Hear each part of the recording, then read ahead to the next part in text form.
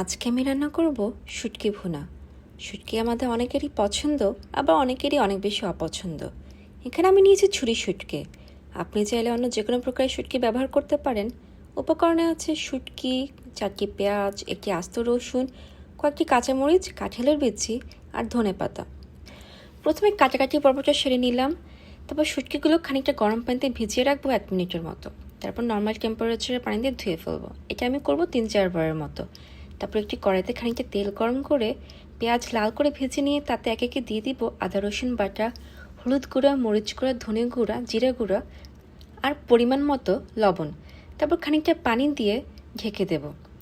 মশলা থেকে তেল উঠে আসলে একে একে দিয়ে দিব শুটকি, রসুন, কাঁচামরিচ আর কাঁঠালের বিচি। একটু নাড়াচাড়া করে আবার ঢেকে দেব।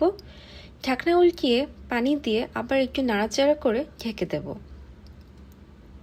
ঢাকনা উল্টিয়ে এবার একটু চেক করে নেব যে রসুন আর কাঁঠালের বিচিটা সিদ্ধ হয়েছে নাকি। সিদ্ধ না হলে খেতে ভালো লাগবে না।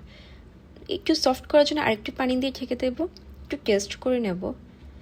এখন একটু আমি টেস্ট করে নিচ্ছি ভাতের সাথে।